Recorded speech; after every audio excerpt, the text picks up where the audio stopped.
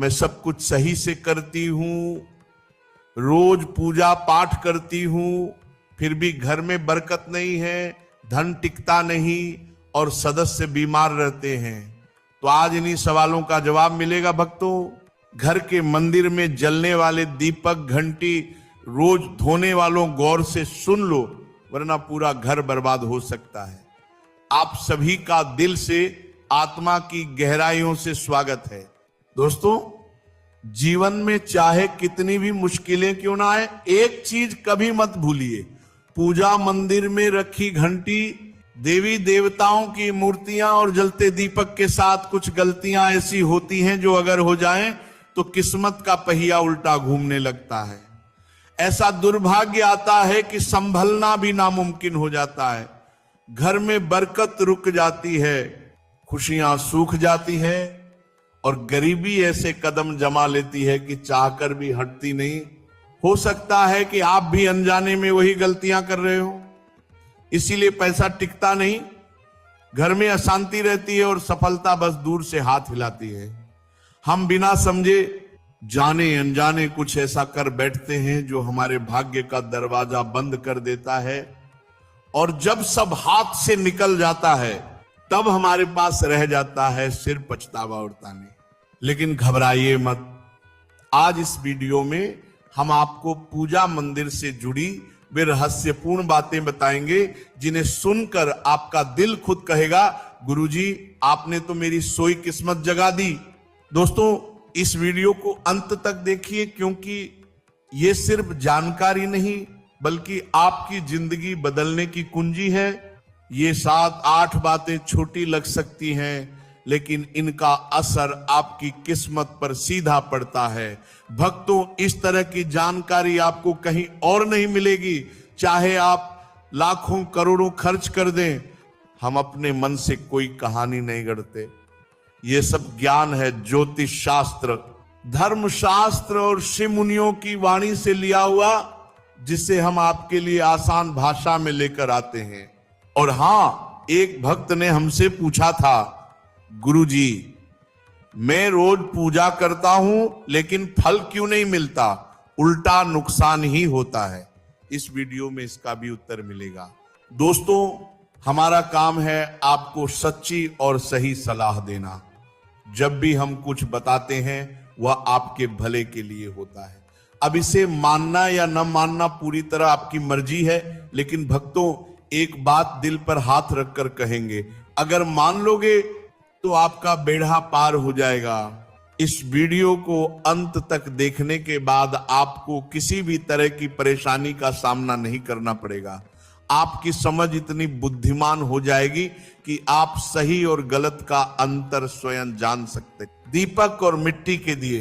पूज्य गुरुजी कहते हैं कि पूजा हमारे जीवन का अभिन्न हिस्सा है। हर कोई किसी न किसी देवी देवता की आराधना करता है। कोई मां दुर्गा के चरणों में शीश झुकाता है, तो कोई भगवान विष्णु का स्मरण करता है, और हां, उनकी पूजा का फल भी मिलता है। लेकिन क्या आप जानते हैं कि छोटी छोटी अनजानी गलतियां ही उस फल को रोक देती हैं? ये गलतियां इतनी मामूली लगती है कि हम उन्हें नजरअंदाज कर देते हैं, लेकिन शास्त्रों में साफ लिखा है कि पूजा में पूर्ण फल पाना है, तो इन बातों का ध्यान रखना जरूरी है। मिट्टी का दिया, यह साधारण सा दिखने वाला दिया वास्तव में शुभता और पवित्रता का प्रतीक है। दिवाली कोई धार्मिक पर्व या बड़ा अनुष्ठान मिट्टी का दिया जलाने का अपना ही महत्व है। घर के मंदिर में या दरवाजे के पास जब इसे जलाया जाता है तो ऐसा लगता है मानो लक्ष्मी माता आपके आंगन में प्रवेश कर रही हो। ध्यान दीजिए, मिट्टी का दिया एक बार जलाने के बाद दोबारा मंदिर में नहीं रखना चाहिए। हर बार नया दिया ही शुभ माना गया है। ऐसा करने से वास्तु दोष दूर रहता है और घर में बरकत बनी रहती है। धातु के दिए, पीतल, तांबा, सुंदर होने के साथ साथ धार्मिक महत्व भी गहरा है। इन्हें सिर्फ जलाना ही काफी नहीं है, शुद्धि भी जरूरी है। रोज धोकर, खासकर गंगाजल से साफ करना चाहिए। हफ्ते में 1-2 बार साफ करने से ये पूरी तरह पवित्र नहीं होते, इसीलिए इसे रोजाना की आदत बनाना शुभ है। घंटी के नियम। पीतल की घंटी की ध्वनि वातावरण की नकारात्मक ऊर्जा को तुरंत दूर कर देती है और सकारात्मकता बढ़ाती है। इसे कभी भी दक्षिण दिशा में न रखें। घंटी को हमेशा पूजा स्थल के पास या मंदिर के प्रवेश द्वार पर रखें। सबसे शुभ घंटी वह होती है जिस पर गरुड़ की नक्काशी हो, इसे गरुड़ घंटी कहते हैं। भोग लगाते समय घंटी 5 बार बजाएं। पूजा के दौरान घंटी जोर जोर से या लगातार नहीं बजाना चाहिए, सिर्फ 3 बार बजाना उचित है। घंटी को हमेशा दाहिने हाथ से बजाएं और मुख पूजा स्थल की ओर होना चाहिए। सुबह की पूजा में ही घंटी बजाना शुभ है, शाम की पूजा में घंटी बजाना उचित नहीं माना गया। मंदिर में प्रवेश और प्रस्थान। मंदिर में प्रवेश करते समय ही घंटी बजाएं, बाहर निकलते समय घंटी बजाने की आवश्यकता नहीं है। घंटी बजाना सिर्फ आवाज नहीं है, यह भगवान को संकेत है कि प्रभु मैं आपके द्वार पर आ चुका हूं। पूजा स्थान और मूर्तियों के नियम। मुख हमेशा पूर्व दिशा की ओर होना चाहिए। पश्चिम की ओर भी पूजा हो सकती है, लेकिन पूर्व दिशा श्रेष्ठ है। घर की सीढ़ियों के पास पूजा घर बनाना अशुभ माना गया है। भगवान का आसन हमेशा आपके आसन से ऊंचा होना चाहिए, कम से कम 10 इंच। प्रतिमा सीधे जमीन पर न रखें, चटाई या आसन पर बैठें ताकि ध्यान और श्रद्धा स्थिर रहे। सड़े हुए या मुरझाए फूल कभी न रखें। ताजे, सुगंधित और खिले फूल ही अर्पित करें। सोने वाले कमरे में मंदिर न बनाएं। अगर बाध्य हैं तो रात को मंदिर को ढक दें। काले कपड़े पहनकर पूजा न करें। हमेशा हल्के शुभ रंग पहने। मंदिर में एक से अधिक तस्वीरें या मूर्तियां न रखें। शिवलिंग हमेशा उत्तर या पूर्व दिशा में रखें। टूटी मूर्ति या तस्वीर तुरंत हटा दें।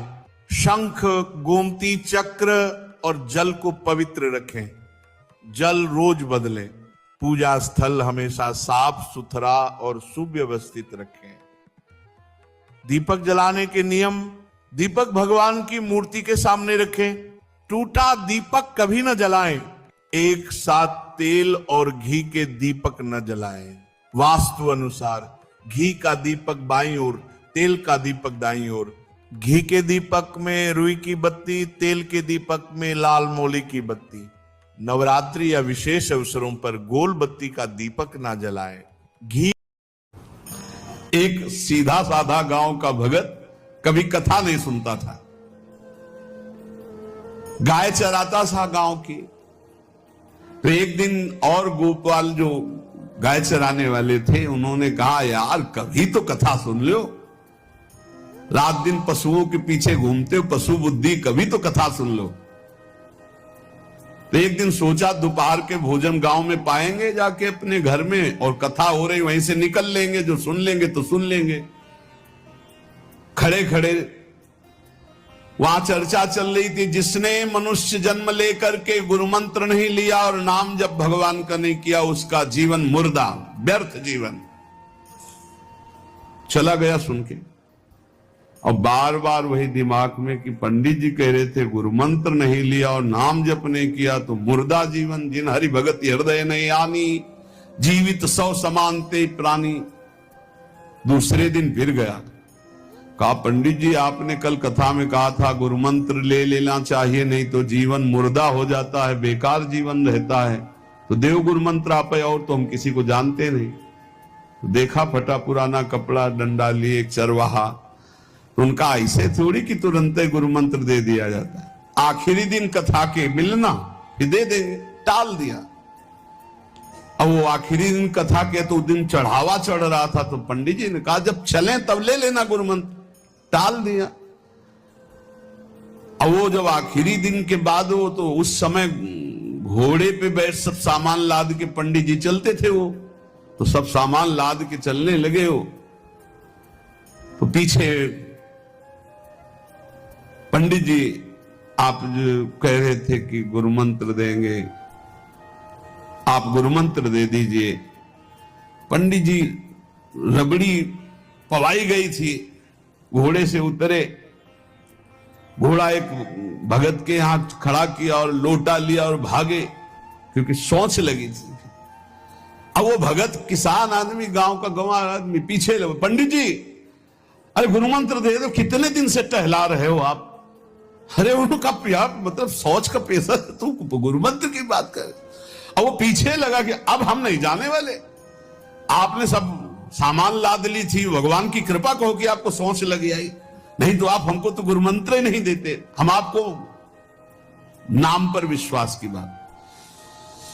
पंडित जी तो दांत गपोचन, जय गुरुदेव की जय गुरु, वो दबकाए है दांत गपोचन, एकदम मूर्ख आदमी, तो सोच तो।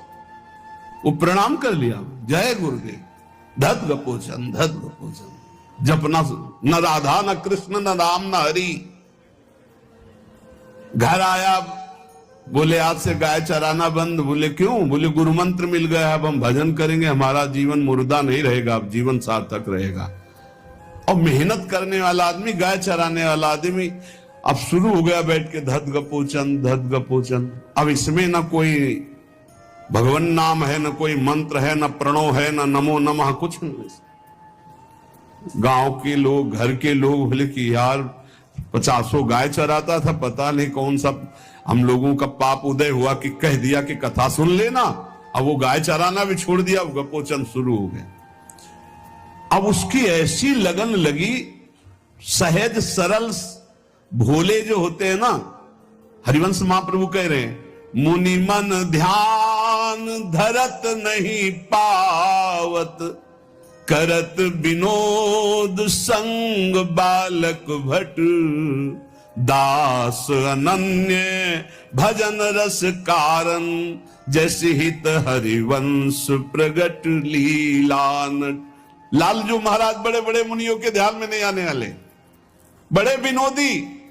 रुक्मिणी जी से कहा तैयार हो, भगत के दर्शन करने चलना है। रुक्मिणी जी ने कहा बहुत दिनों बाद आज आपको किसी भक्ति की याद आई, प्रभु जरूर कोई महाभागवत होगा, हम चलते हैं। बोले बहुत विचित्र महाभागवत। चले, साधारण वेश में चलना है। जब गांव में गए, उस भगवान तो सर्वज्ञ ही है, उसके घर के दरवाजे में बैठ गए और रुक्मिणी जी से कहा कि पहले तुम मिल के आओ भगत के, फिर हम मिलेंगे। रुक्मिणी जी ने कहा हाँ ये उत्तम बात है, पहले हम उनको दर्शन दे के और दर्शन करके आती है। तो आंख मूंदे ऐसे, न खाना न पीना, धत गपोचन। रुक्मिणी जी ने कहा ये कौन सा नाम भगवान का? न विष्णु शास्त्र नाम में है, न गोपाल शास्त्र नाम में है, और कहीं हमने पढ़ा नहीं, ये कौन सा भजन कर रहा है? कहे किसका भजन कर रहे हो? चुप रहा। फिर किसका भजन कर? 2-3 बार तो गुस्सा के आंख खोला, देखा कोई स्त्री, तो बोले तुम्हारे खसम का भजन कर रहे हैं। और किसका कर रहे हैं? वो रुक्मिणी जी आ गई, बोले बहुत जानकार भगत है। प्रभु द्वारिकाधीश से कहा बहुत जानकार भगत है। बोले क्यों? बोले हमने कहा कि किसका भजन कर रहे हो, देखो हम इतना छुप के गई थी, लेकिन वो पहचान गए, वो कह रहे तुम्हारे खसम का भजन कर रहे थे। अब भगवान ने कहा हाँ तभी तो हम आए भगत जोड़कर। बोले प्रभु आप दर्शन बाद में करना, जाके पहले हमारा प्रश्न बता, प्रश्न का उत्तर दे दो कि आपके विष्णु शास्त्र नाम, गोपाल शास्त्र नाम, बहुत से नाम है, ये नाम तो हमने कभी नहीं सुना। भगवान ने कहा ये नाम हमको तो बहुत प्यारा है। बोले आपको कब, मतलब ये कब कैसे नाम रखा गया? बोले बहुत प्यारा है, हमारा ब्रज का रखा हुआ नाम है, ब्रज में मैया ने रखा था। कैसे रखा था? बोले एक दिन मैं माखन चोरी कर रहा था, सखा के कांधे पर खड़ा हुआ, ऊपर माट में हाथ डालकर मक्खन पूरा ऐसे खाता जाता, सखा को पवाता जाता। इतने में मैया और गोपी जन आ गई। एक कन्हैया ये क्या कर रहा है? अब हमने देखा कि फंस गए। हमने कहा कि मैया हमें बहुत भूख लगी थी और देखा कि इसमें चींटी चढ़ी हुई है, तो हम चींटी निकाल रहे थे। तो बोले चींटी कैसे निकाल रहे थे? यहां पूरा हाथ सना हुआ है तुम्हारा चींटी। बोले अरे भैया तू बावरी, जब चींटी को ऐसे निकालने करते वो अंदर चली जाती तो खबो खबो के निकाला, इसलिए ऐसा इतना हाथ हो। बोले यहां मुंह में भी जब तुम्हारे मक्खन लगा, एक मक्खी बार बार उड़ रही थी तो हम ऐसे मारा तो पूरा मुंह में मक्खन लगा। मैया ने कहा धत गपोचन, बोले ये उस समय का नाम रखा हुआ है, मेरा बाल गोविंद में जब मैया ने रखा था मक्खन चोरी के समय उस।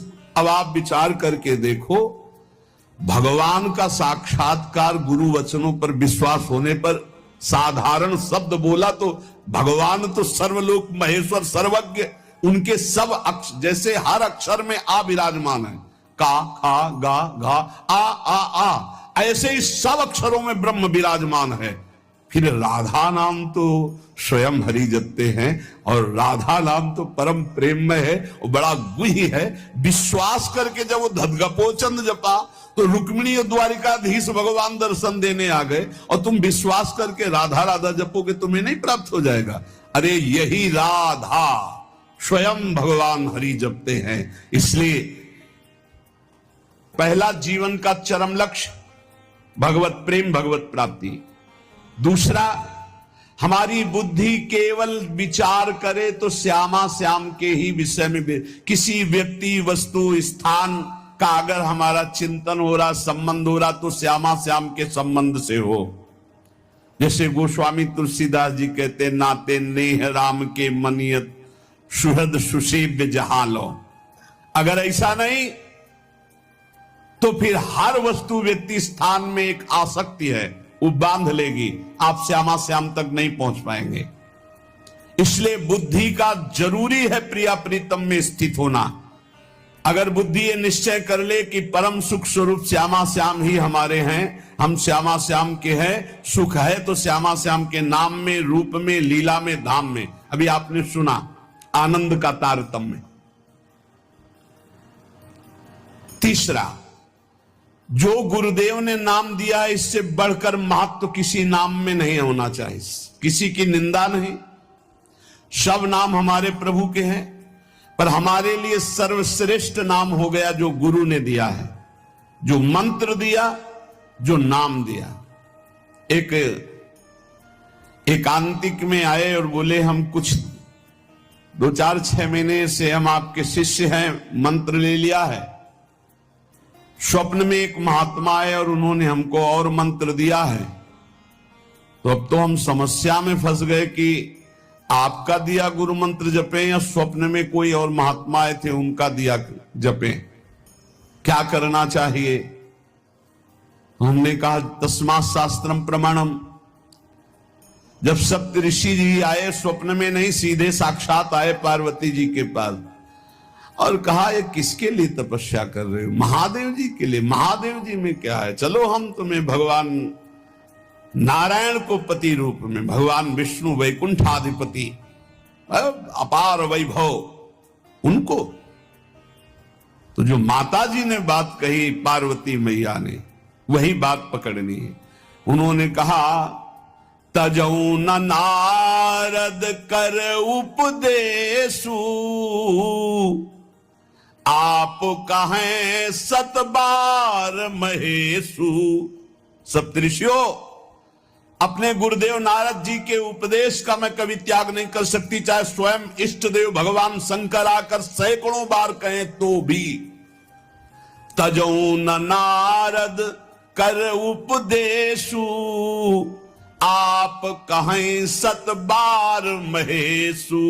कोटि जन्म लगी रगर हमारी, बरों संभुनता रहूं कुंवारी। करोड़ जन्म लूंगी, हर बार अपने गुरुदेव के दिए हुए मंत्र का अनुष्ठान करूंगी और देवाधिदेव महादेव को पति रूप में वरण करूंगी, अन्यथा कुंवारी रहूंगी। बहुत सी कन्याएं और बहुत से वर हैं, आपको ब्याह कराने का शौक है तो आप जाइए, लेकिन मैं पर्वत से प्रकट हुई हूं, हिमालय से, मैं अडिग हूं अपने गुरुदेव के वचन में। तो यहां कह रहे, चौथा, समस्त इंद्रियां भोग विलास के लिए लालायित रहती हैं, सबकी। अब इनको भोग देना भी है, बिना भोग के, बिना विषय के जीवित नहीं रह सकते। शरीर चलाना है, सेवा धर्म पूर्ति करनी है, पानी पीना भी विषय है, अन्न पाना भी विषय है, देखना भी विषय है, सुनना भी विषय है, सब विषय के अंतर्गत आता है। तो यहां अपनी इंद्रियों से जो विषय ग्रहण करना है वो भागवतिक करना है। जैसे हमें पानी पीना है तो प्रभु को अर्पित करके राधा वल्लभ लाल की जय, और फिर भावना करो हृदय में प्रभु विराजमान है, जलपान करो। भोजन भोग अर्पित किया, भगवत स्वरूप प्रसाद, हम प्रसाद पा रहे। वस्त्र प्रसादी, सुनना भगवत विषय, देखना भगवत भाव, बोलना भगवत संबंध से, हर इंद्रियों के विषय को हमें भगवत संबंध से युक्त कर लेना है। यदि भगवत प्राप्ति करनी है, भगवत प्रेम प्राप्त करना है, तो पहला चरम लक्ष्य मुझे इसी जन्म में भगवत प्राप्ति करनी, भगवत प्रेम प्राप्त करना है। दूसरा बुद्धि का पूर्ण समर्पण अपने आराध्य देव श्यामा श्याम में। तीसरा गुरु प्रदत्त नाम रूप लीला गुण सेवा उपासना सांगोपांग गुरु प्रदत्त। चौथा समस्त इंद्रियां भगवत संबंध से युक्त। पांचवा जीव का चिंतन प्रत्येक क्षण पदार्थ, व्यक्ति, परिस्थिति, विचार भोगों के, क्रियाओं के, संबंधियों के, जहां जहां जाए वहां से हटाकर अपने लक्ष्य श्यामा श्याम में लगाओ, या जहां जहां जाए वहां प्रिया प्रीतम की भावना करो। जीवन का प्रत्येक पल किसी व्यक्ति के विचार में, वस्तु के विचार में, स्थान के विचार में, भोग विचार में, जहां जहां जाए वहां से हटाकर श्यामा श्याम में लगाओ, या जहां जहां जाए वहां श्यामा श्याम को देखो। बहुत सुख मिलता है, अपार सुख मिलता है। जिससे प्यार होता है, अपनापन होता है, उसकी बात सुनने में सुख मिलता है। अरे वो दिशा अच्छी लगती है, वो दिशा अच्छी लगती है। जिधर अपना प्यारा बसता है ना, वो दिशा अच्छी लगती है। उधर से आई हुई वायु ऐसा लगता है प्यारे का आलिंगन हो रहा है। अभी वो प्रेम जागृत नहीं हुआ, इसलिए उस एरिया को कोई आ जाए, अच्छा आप उधर से आए, जहां अपना प्यारा बसता है उस क्षेत्र का कोई आ जाए तो ऐसा लगता है प्यारा मिल गया। उधर की वायु आ जाए तो प्यारा। जहां प्रीतम जी देश की प्यारी लागे पौर, जिधर प्रीतम बसते उधर से यस्या कदापि वसनांचल खेलनोत। जिधर हमारी प्यारी जो प्यारे जो, नाम में अपार सुख तब अनुभव आएगा जब आसक्ति हो जाएगी। अभी आसक्ति अन्यत्र है, नाम में आसक्ति तो है नहीं। तो एक उपासक कि मुझे नाम जपने में श्रद्धा नहीं हो रही, बिल्कुल ना हो, आप चिंता मत करो। भाव शब्द समझिए, कुभाव अनख आलसहु, नाम जपत मंगल दिशि दसहु। भाव से जपो, कुभाव से जपो, मन लगे या ना लगे तुम्हें फल मिलेगा, पक्का मिलेगा, मंगल दसों दिशाओं में होगा। विश्वास करके जपो तो, और एक दिन जब स्वाद लग जाएगा तब आप भी ऐसे ही बोलोगे जैसे बड़े बड़े संत महापुरुष बोलते हैं, नाम जीवन, नाम सर्वस्व, नाम ही हमारा प्राण धन। आठवां, जीवन में राग द्वेष न रह जाए। बड़ा खतरनाक है ये राग द्वेष। अगर किसी से राग है तो बड़ा सूक्ष्म होता है राग का धागा, और वो जब हमारे ऊपर संकट आएगी, विपत्ति आएगी, या तो वो धागा दिखाई देता कि अभी वो है ना। द्रौपदी जी को पहले श्री कृष्ण याद नहीं आए, 5 महारथी पति है अतिरथी, और वो याद आए। फिर भीष्मादि याद आए, फिर अपनी भुजाओं का बल, फिर दांतों का बल, और जब निर्बल तब महाबल। सुनेरी मैंने निर्बल के बल राम, महाबल प्रभु श्री कृष्ण का तब जागृत हुआ। ये राग बहुत खतरनाक है, किसी से राग ना करें। यही राग जब प्रियालाल के चरणों में अर्पित हो जाता है तो अनुराग कहलाता है। जब शरीर भोग, शरीर संबंधी, यही बहुत फंसा वाला जन्म मरण चक्र का मूल यही राग है। और जब इसमें बाधा पड़ती तो द्वेष हो जाता है। द्वेष बहुत खतरनाक है। भजन कर रहे हैं, कई वर्ष पहले किसी ने कुछ कहा, याद आ गया और जलने लगा हृदय। उसकी पूरी सामने झांकी है, भजन कर रहे हैं प्रभु का, और झांकी है उस द्वेष जिससे हुआ है, और हृदय जलने लगा। या कभी वो सामने पड़ गया तो देखकर जल। द्वेष ना होने पावे, अजात शत्रु ते सदा। भक्त अजात शत्रु होता, एक भी पूरा सृष्टि में शत्रु ना होने पावे। नवा, प्रत्येक परिस्थिति में अपने आराध्य देव के द्वारा दिया गया मंगल विधान है, ऐसा मानना। एक बार हमने सुना था, उस समय किडनी का रोग प्रकाशित नहीं हुआ था, कि असाध्य रोग भगवान की विशेष कृपा से प्राप्त होता है।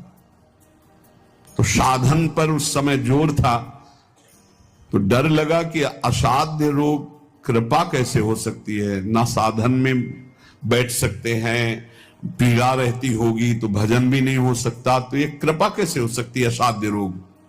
लेकिन सच्ची आपसे कहते हैं, साधना हो रही थी भगवत मार्ग में जैसा कुछ, लेकिन शरणागति में कमी थी, क्योंकि साधन पक्ष में विश्वास बहुत जोर का था।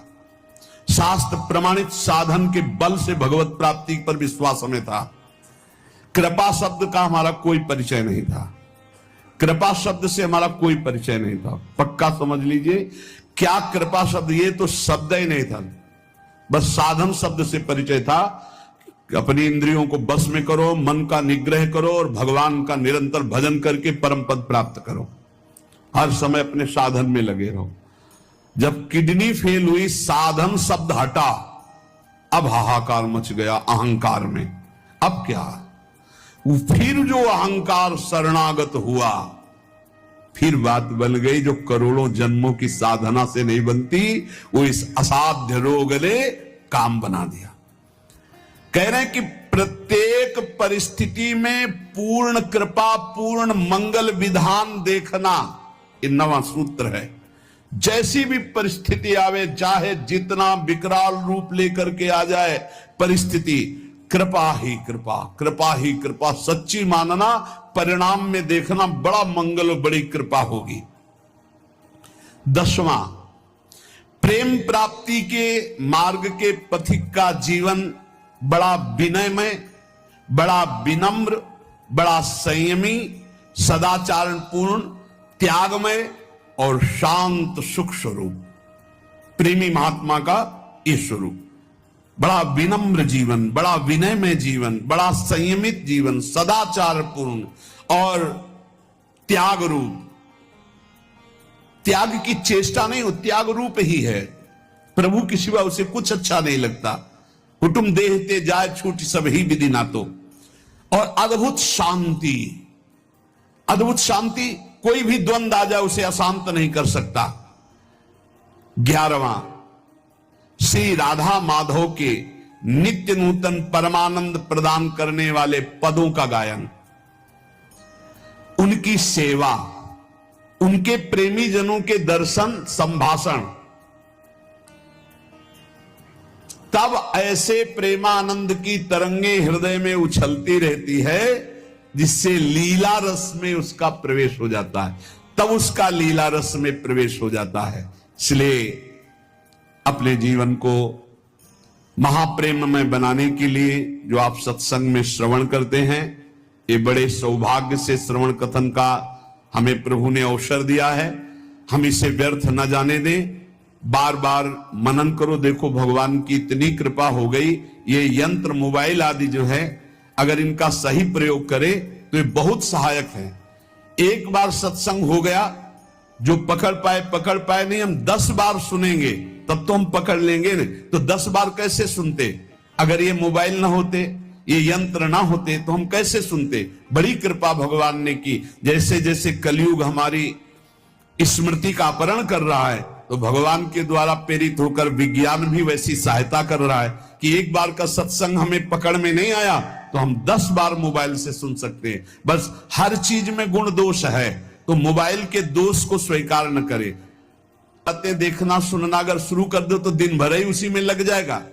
मतलब की बात देखो, संत महापुरुषों के सत्संग को सुनो और उसका मनन करो, उसको अपने आचरण में उतारो और एक क्षण भी नाम से विलग न रहो, जीवन का परम लाभ। शेष चर्चा आगे। श्री राधा वल्लभ लाल। जो भगवत चर्चा सुनता रहता है रोज, तो सर्वसंगोपहो हिमाम, सत्संगहा सर्वसंगोपहो हिमाम। सत्संग आपको सब संगों से अलग करके भगवत अनुरागी बना ही देगा। कौन ऐसा है जो प्रभु की चर्चा सुनते सुनते अघा जाए? नारद आदि महात्मागण, बड़े बड़े साधुजन जिनका सदैव यश गान करते रहते हैं, अहोभाग्य है उन मनुष्य शरीरधारियों का जो अपने कर्ण रंध्रों से भगवत चर्चा सुनते रहते हैं। उनका संसार चक्र में डालने वाला ये विकार, घर गृहस्थी की आसक्ति, ये उसे अब अगला जन्म नहीं करने देगी। घर गृहस्थी की आसक्ति, ये काम क्रोध लोभ मोह आदि, उसको अगला जन्म नहीं दे सकते जिनके कानों में रोज भगवत चर्चा पड़ती है और वो भगवत चर्चा सुनते हुए कभी अघाते नहीं। 84 लाख योनियां हैं कर्मानुसार। इन 84 लाख योनियों में जीव भ्रमित होता है। इस योनि में एक एक योनि लाख लाख प्रकार की है। एक योनि लाख लाख प्रकार की है। अब जैसे रेंगने वाली योनि, अब रेंगने वाले में कितने प्रकार के जीव हैं? सांप हैं, खनखजूर हैं, केचुआ, कितने प्रकार के जीव हैं रेंगने वाले में। एक है जलचर। अब जल में कितने प्रकार के जीव हैं? वायु में उड़ने वाले कितने प्रकार के जीव हैं? एक एक योनि में लाख लाख योनियां। उन लाख लाख योनियों में कई कई बार जन्म। अरे बड़ा प्रपंच है, बड़ा दुर्गति है जीवों की। अन्य योनियों के साथ जो दुर्व्यवहार हो रहा है बहुत ही घृणित है। कैसे तुम्हें बता? 1.5 घंटा धीरे धीरे जला जला करके पका रहे हैं पशुओं को, फिर उन्मत्त होकर मदिरा पान करके उसका खान पान कर। क्या कैसी दुर्गति जीते जीव अपनी कर रहे हैं। 84 लाख योनियों में एक एक योनि में लाख लाख प्रकार की योनियां, एक एक योनि में लाख लाख बार जन्म होना। ऐसे थोड़ी ये प्रपंच हाहाकार ऋषि जन इसलिए कर रहे हैं कल्याण कर ले, भूल मत कर। यही एक चांस है मनुष्य दे जिससे तू अपना कल्याण कर सकता है, अन्य योनियों में नहीं। अब सोचो उस जीव की क्या हालत है। हाथ पैर बंधे हुए, लोहे की छड़ में फंसा हुआ है, आराम से धीरे धीरे अग्नि उसे जला रही, वो कीक रहा है, चिल्ला रहा है और वो आनंदित हो रहे हैं। वो थोड़ा थोड़ा पीते जा रहे हो, देख रहे हैं पक रहा है। पका लो, तुम्हारे तो खाने के काम में आएगा, तुम खाने के भी काम में नहीं आओगे। ऐसी तुम्हारी हालत काल करेगा। जब वो जलाएगा तो तुम खाने के काम में भी नहीं आओगे। बहुत होश में, बहुत होश में, बहुत होश में। ये कर्म तुम्हारा कहीं बख्शने वाला नहीं, तुम्हें दंड देगा। 84 लाख योनियां, एक केवल मनुष्य योनि जिनमें आप अपना उद्धार कर सकते हो। मानव जीवन गिने चुने श्वासों वाला है, गिने चुने श्वासों वाला। इतनी श्वासें आपकी हैं, बस प्रतिपल माइनस होता चला जा रहा है, खत्म होती चली जा रही हैं। यहां हम आनंदित हो रहे हैं, 30 वर्ष के हो गए, 35, अरे आनंदित नहीं, 35 वर्ष गए जीवन के। मूल कार्य के लिए जो आए हो भगवत प्राप्ति, उसमें क्या किया? बोले कुछ नहीं, अभी तो खेलने खालने की उम्र है, मरने की उम्र कौन सी है? कभी भी तो मर सकते हो, तो अपना काम क्यों नहीं बना लेते? राधा राधा राधा। यही अवसर है जीव आवागमन के अनादि चक्र से अपना छुटकारा करके अपने स्वरूप में स्थित हो सकता है, भगवत प्राप्ति कर सकता है। जन्म मृत्यु का चक्र कब तक चलेगा? अकल्पनीय, कल्पना भी नहीं कर सकते। काल चक्र आपको घुमाता रहेगा। इसलिए मनुष्य जीवन में भगवत प्राप्ति का अवसर है। ये काम क्रोध लोभ और मोह, ये 4 प्रधान ऐसे हैं जो इस चक्र को चलाते रहते हैं। आवागमन, पुनरपि जननम पुनरपि मरणम पुनरपि जननी जठरे शयनम, ये चक्र चलाते रहते हैं। काम क्रोध लोभ मोह, इन्हीं को नरक की गति कहा गया है। इनमें से किसी में भी एक में पैर पड़ जाए, काम में, क्रोध में, लोभ में, मोह में, फौरन चारों आज करके उसे घुमाने लगेंगे, बार बार जन्म, बार बार मरण। नरक की दारुण यंत्रणा हर योनि में उसको प्राप्त होगी। केवल मनुष्य योनि ऐसी जिससे अपने को बचा सकते हो। केवल मनुष्य ही सत्कर्म करने में स्वतंत्र है, नवीन कर्म करने में स्वतंत्र है। अन्य प्राणी तो पूर्व में जो संचित कर्म गोदाम लगा उसी को भोगते रहते हैं। वो अशुभ कर्मों का नाश करते रहते हैं, भोग भोग करके। वो नवीन कर्मों का उपार्जन नहीं कर सकते। मनुष्य नवीन कर्म उपार्जन कर सकता है। मनुष्य कर्म करने में स्वतंत्र है। मनुष्य ही है जो अपने कर्म संस्कारों को भस्म कर सकता है, दूसरा कोई योनि नहीं। अब उसे सोचना है कि जो आपके गंदे कर्म जमा हैं उसमें और प्लस करना है या आग लगाना है पूरी गोदाम को। स्वतंत्र हो आप। काम क्रोध लोभ मोह ये जिनके जीवन में है, निश्चित समझो उनका जन्म मरण पक्का है। जन्म मरण पक्का है। इन चारों को मिटाने के लिए चार ये पहलवान ताल ठोक के खड़े हैं। काम क्रोध लोभ मोह ये शत्रु, तो सत्संग परोपकार वैराग्य और नाम जप, ये चार ऐसे हैं कि इन चारों को चटनी बना देंगे। रोज सत्संग सुनो, अपने भोजन में से चाहे एक रोटी निकालो, रोज दूसरों के उदर में जाने वाला विधान करो, परोपकार की भावना और वैराग्य। जननी जनक बंधु सुत दारा, तन धन धाम सुहृद परिवारा, सबकी ममता ताग बटोरी, मम पद मन बांध बरडोरी। छोड़ दो भगवान के भरोसे में और अपने कर्तव्य का पालन करो। ज्यादा चिंता मत करो, चिंतन करो प्रभु का, वो सब संभाल लेंगे। अनंत ब्रह्मांड संभाल रहे हैं। तुम्हारे परिवार में तो 2 4 6 लोग ही होंगे। वैराग्य सब भगवान का है, भगवान देखेंगे। जो जैसा कर्म करेगा वैसा भोगेगा। राधा राधा राधा। और अपने कर्तव्य का पालन, जिसके प्रति जो संबंध है ईमानदारी से आप करो, लेकिन राग मत करो। और नाम जप, सत्संग परोपकार वैराग्य और नाम जप, इसके द्वारा इस चक्र का नाश कर दो। काम क्रोध लोभ मोह इनकी मिटियामेट करने के लिए सामर्थ्य है ये सत्संग परोपकार वैराग्य और भजन। अब भगवत धाम और नरक ये 2 हैं। चयन करो तुम्हें कहां जाना है। अगर काम क्रोध लोभ मोह तो त्रिविधम नरकस्येदम द्वारम नाशन मात्मना कामा क्रोधा तथा लोभा। और यदि सत्संग परोपकार वैराग्य भजन तो भगवत धाम। ये 2 गतियां हैं। उपासक देख लो, अगर भगवत धाम जाना है तो इन 4 बातों को छोड़ना होगा। काम क्रोध लोभ मोह, 4 बातों को पकड़ना होगा। रोज सत्संग, रोज परोपकार और सबसे अंदर से वैराग्य और खूब नाम जप। इसी के द्वारा भगवत प्राप्ति होती है। तीर्थपाद भगवान श्री हरि के जो गुणानुवाद लीला कथा है, जब कथा सुनते सुनते कथा में स्वाद आने लगे, एक एक शब्द बहुत गंभीर आनंददायक लगने लगे, तब समझ लेना चाहिए कि अब हमारे कल्याण का अवसर आ गया। भगवान की बातें बहुत प्रिय लगने लगे, भगवत चर्चा एक आनंद देने लगे। समस्त विषयों से वैराग्य उसी का होता है जो रोज सत्संग सुनता है।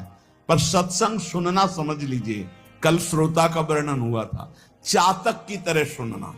हमारा जीवन है सत्संग, उसका मनन करना, उसको आचरण में उतरना, कि सुने बस चले गए।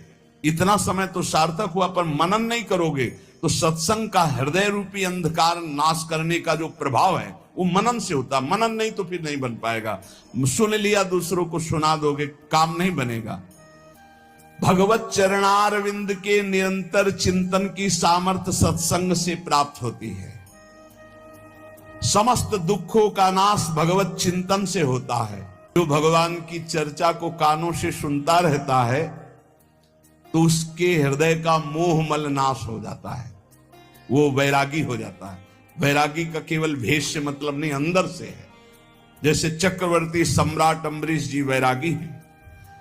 चक्रवर्ती सम्राट अवध का पूरा शासन कर रहे हैं भरत जी, लेकिन परम वैरागी, जो अनुरागी है वही परम वैरागी है, जो परम वैरागी वही अनुरागी है।